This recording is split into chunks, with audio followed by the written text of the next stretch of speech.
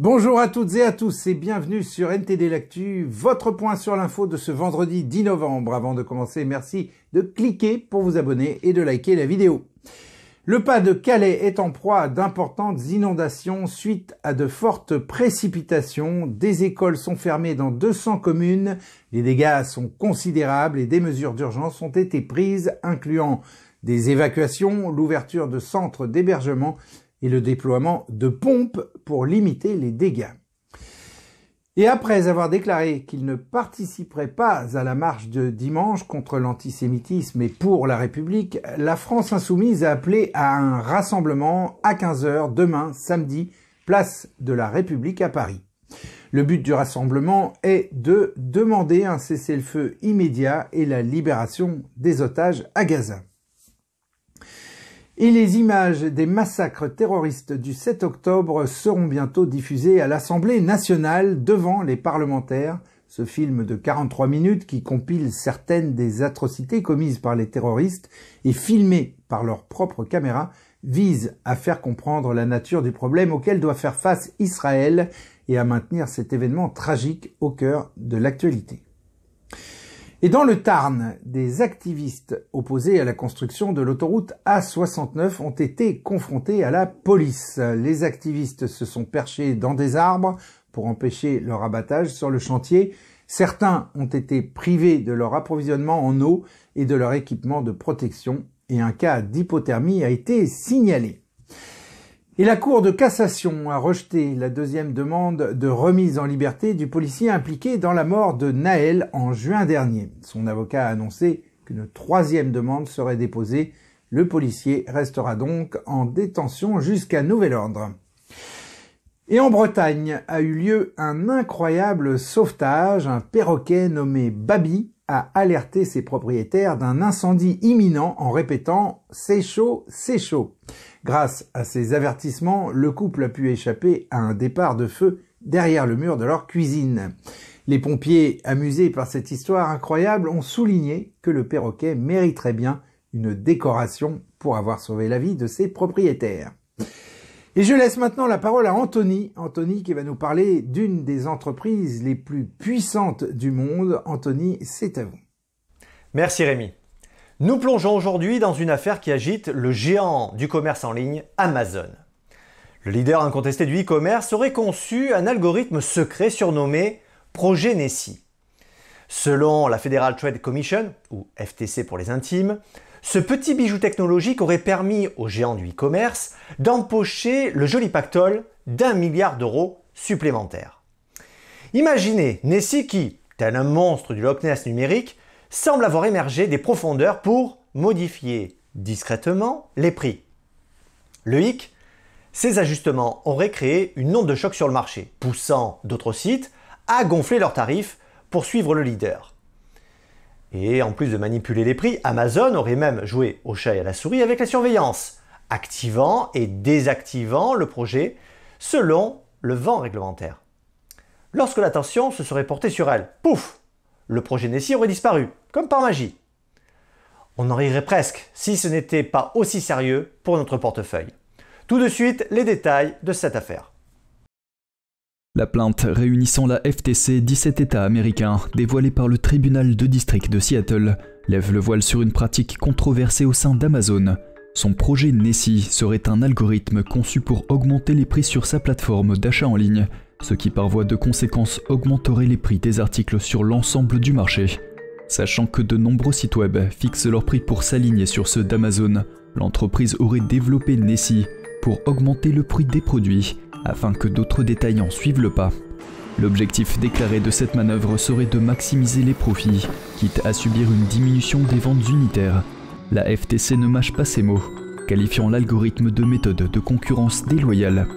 Ce système aurait été particulièrement lucratif pour Amazon, qui aurait vu ses bénéfices gonfler de centaines de millions d'euros pendant plusieurs années, malgré un chiffre d'affaires parfois impacté.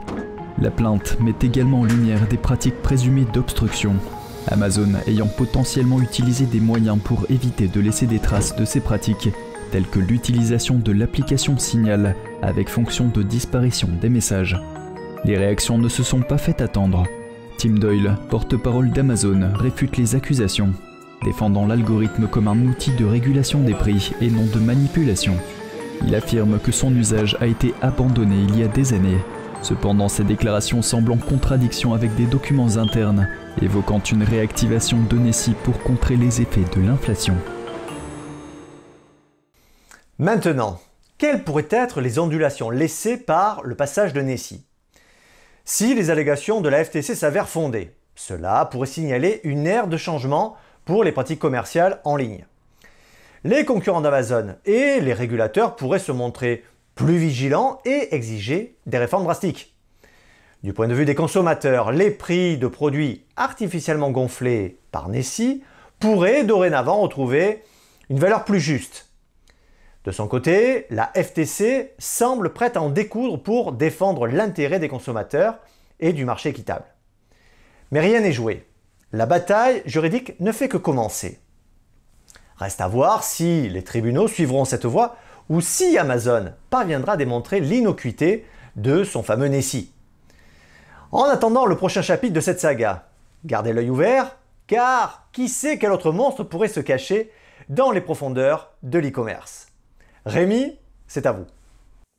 Merci Anthony. Et l'aviation israélienne a frappé une organisation en Syrie en réponse à l'attaque de drones sur la ville d'Elat dans le sud d'Israël qui a eu lieu hier. L'organisation basée en Syrie ciblait une école et l'armée israélienne a déclaré que le régime syrien était, je cite, entièrement responsable de tout acte terroriste perpétré sur son territoire. Et selon la chaîne iranienne Presse TV, le ministre iranien des Affaires étrangères Hossein Amir Abdollahian aurait déclaré par téléphone à son homologue qatari, Sheikh Mohammed Ben Abdulrahman Al Thani, je cite, « En raison de l'intensification de la guerre contre les civils de Gaza, l'extension de la guerre est devenue inévitable. » Et au Sénégal, le président Macky Sall a ordonné des mesures d'urgence pour contrer l'augmentation des départs de migrants qui tentent de rejoindre l'Europe en pirogue. Ces mesures comprennent des initiatives sécuritaires, économiques, financières et sociales impliquant plusieurs ministères. Et on passe sur l'actualité, sur la Chine avec Vladia qui va nous parler d'une terre réprimée depuis très longtemps par le Parti communiste chinois. Vladia, c'est à vous, on vous écoute. Merci Rémi, bonjour à tous. Le Parti communiste chinois tente-t-il de faire disparaître le nom Tibet de la mémoire publique? C'est ce que le gouvernement chinois semble suggérer. Quel est l'objectif de Pékin et qu'est-ce que cela pourrait signifier pour le peuple tibétain? Remplacer Tibet par Xizang, le chef de la diplomatie chinoise Wang Yi a laissé entendre en public le nom donné par Pékin à la région dans un discours prononcé en octobre. Cette nouvelle langue a un but. Le régime chinois cherche à empêcher le Dalai Lama de rétablir l'état indépendant du Tibet.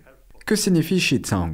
Il s'agit d'un terme chinois romanisé désignant la région autonome du Tibet, connue sous le nom de Tibet. Le Parti communiste chinois, ou PCC, a déployé des troupes pour envahir le Tibet dans les années 50. Par la suite, le plus haut dirigeant spirituel et politique du Tibet, le Dalai Lama, a été contraint de fuir en Inde. Le plateau tibétain et son peuple sont, depuis lors, gouvernés par le régime communiste chinois. Depuis près d'un siècle, le PCC tente de transformer et d'intégrer de force le peuple tibétain dans le groupe ethnique majoritaire de la Chine, le groupe Han. Ceci dans le but de renforcer son contrôle sur la région contestée. Des reportages montrent qu'une série de mesures ont été imposées aux Tibétains en Chine, y compris la répression de leur religion, de leur culture et de leur langue. Une politique chinoise incite même directement les Tibétains à épouser des Chinois Han en leur promettant des avantages dans leur carrière et leur vie quotidienne. C'est une vraie colonisation imposée par le régime communiste dont on entend de moins en moins parler aujourd'hui. La culture du Tibet est très précieuse et j'espère que ce petit reportage réveillera les consciences. Merci Rémi, très belle journée à tous. Merci Vladia, et on conclut cette édition avec un véritable coup de cœur, le film Eternal Spring, Printemps éternel, qui est diffusé sur la chaîne YouTube d'Arte jusqu'en janvier.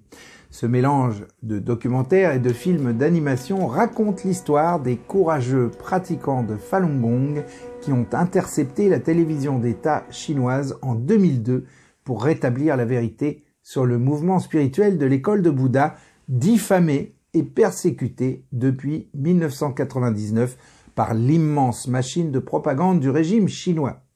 Ce film est parlant pour nous tous, quelles que soient nos croyances et nos convictions, car il incarne des valeurs humaines très profondes, comme le courage, la sincérité, la force morale, la résilience et surtout la beauté et l'espoir.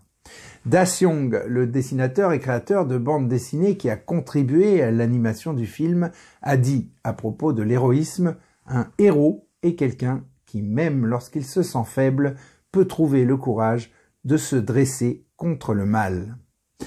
Et voilà, c'est sur ces bonnes paroles qu'on conclut ce journal. Merci à toutes et à tous de l'avoir suivi. Vous pouvez voir le film Eternal Spring, Printemps éternel, en cliquant sur le lien dans la description de cette vidéo ou en message épinglé dans les commentaires.